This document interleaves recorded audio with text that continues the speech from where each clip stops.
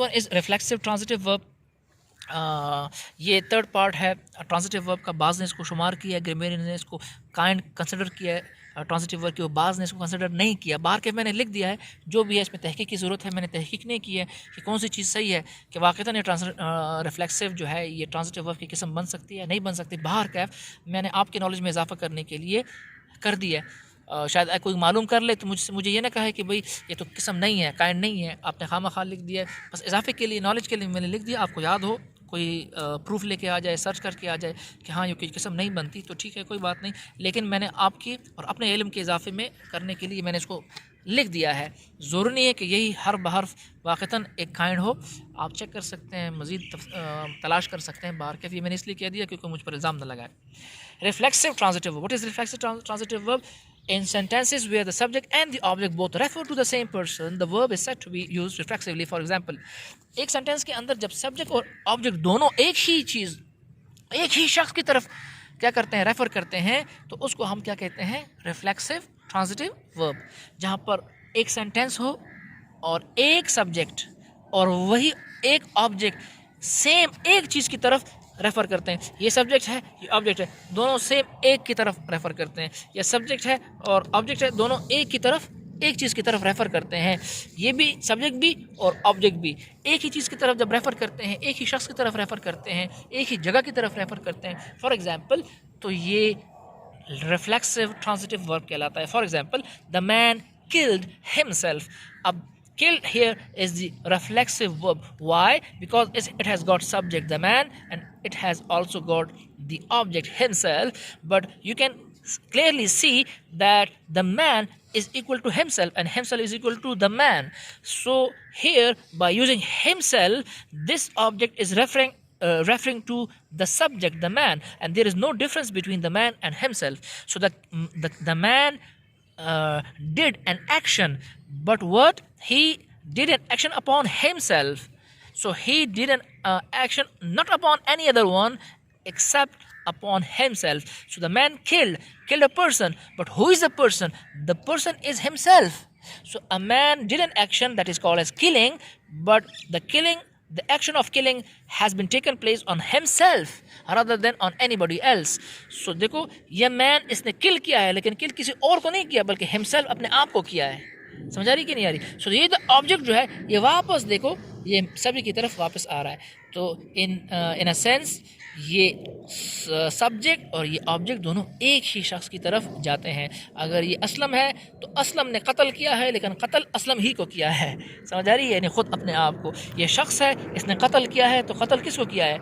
अपने ही आदमी, यानी जो ये आदमी है अपने आप ही को कत्ल किया है, तो सेम पर्सन है। Sometimes though the verb is use reflexively, the object is not express. हाँ, बाज़ औक़ात हम वर्ब को तो रिफ्लेक्सिवली इस्तेमाल करते हैं, लेकिन ऑब्जेक्ट, ये जो ऑब्जेक्ट है ये कभी कभार एक्सप्रेस नहीं करते। In the examples below the reflexive pronoun understood is put in brackets. जो रिफ्लेक्सिव प्रोनाउन है ये वाला, ये अंडरस्टूड है, हम इसको बाज़ औक़ात इस्तेमाल नहीं करते, लेकिन मौजूद होता है उस जगह पर, लेकिन हम लिखते नहीं हैं। द बबल बर्स्ट, बबल फट गए, जो बबल थे वो क्या हो गए? वो फट गए। इटसेल्फ, खुद बहुत फट गए। तो होना तो ये चाहिए था कि ब्रैकेट में इटसेल्फ लिखा है, इसको लिखना चाहिए था द बबल बर्स्ट इटसेल्फ, लेकिन हम नहीं लिखते द बबल बर्स्ट। इससे अंडरस्टूड है कि यहाँ पर इटसेल्फ जो रिफ्लेक्सिव प्रोनाउन है वो मौजूद है, अगरचे लिखने में या आम इस्तेमाल में यूज़ में नहीं आता। The guests made themselves merry, यानी अपने आप को उन्हें खुश किया, जो भी मेहमान थे अपने आप को उन्होंने खुश किया। असल में तो ये है द गेस्ट मेड मैरी, लेकिन ये मैरी से पहले देमसेल्व्स आता है, लेकिन ये छुपा हुआ है, इसको लिखाई के अंदर या बोलचाल के अंदर हम नहीं लाते, बाहर के मौजूद होता है, उसकी प्रेजेंस होती है। प्लीज़ कीप क्वाइट, हम कहते हैं ना, जो टीचर कहते हैं प्लीज़ कीप क्वाइट, असल में क्या है? Please keep your self quite, अपने आप को खामोश करो, रखो। हम कहते हैं खामोश हो जाओ या अपने आप को खामोश करो, असल में तो ये है। सो कीप के लिए एक योर सेल्फ रिफ्लेक्सिव प्रोनाउन भी है और दूसरा क्वाइट भी है, दोनों, यानी कीप योर सेल्फ नंबर एक और क्वाइट दोनों ऑब्जेक्ट हैं, लेकिन ये योर सेल्फ जो रिफ्लेक्सिव प्रोनाउन के तौर पर ऑब्जेक्ट बनता है, इसको हम नहीं लिखते, इसको हटा देते हैं। शॉर्टली हम कहते हैं प्लीज़ कीप क्वाइट।